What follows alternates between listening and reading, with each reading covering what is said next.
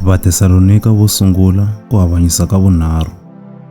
Hi ku vona leswaku a hi nga ha koti ku tiyisela, hi tihlawulele ku sala hi ri hexe le Atena.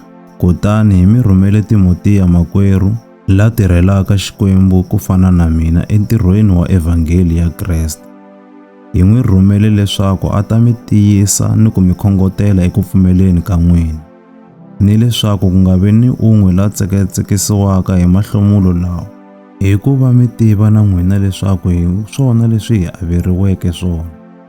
Hikuva loko ha ha ri le ka n'wina, hi mi tivisile swi nga si humelela leswaku hi ta vona maxangu, kutani swi fambise sweswo hi laha mi tivaka ha kona. Hikokwalaho, hi ku vona leswaku a ndzi nga ha koti ku tiyisela, ndzi rhumerile rito leswaku ndzi ta twa ta ku pfumela ka n'wina.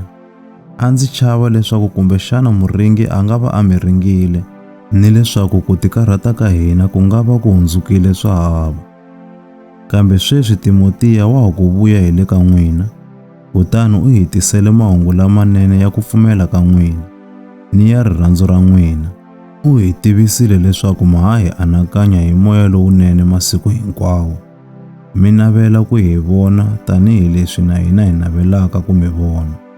Hikokwalaho vamakwerhu, emaxangwini ni le mahlomulweni hinkwawo ya hina, hi kumile ku chaveleriwa hi ku pfumela ka n'wina, hikuva sweswi ha hanya hi leswi mi yimeke mi tiyile eHosini.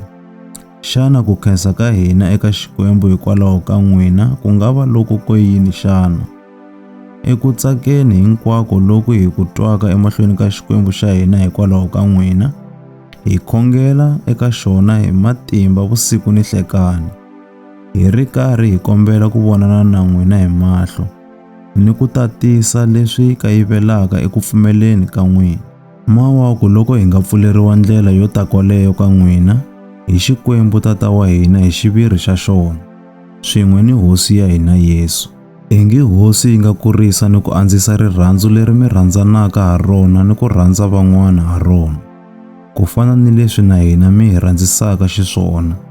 Hi mukhuva wolowo, yi ta tiyisa timbilu ta n'wina, kutani mi ta pfumala nandzu, mi va lava hlawulekeke emahlweni ka Xikwembu Tata wa hina, siku Hosi ya hina Yesu a nga ta vuya ha rona, swin'we ni vahlawuriwa va yena hinkwavo.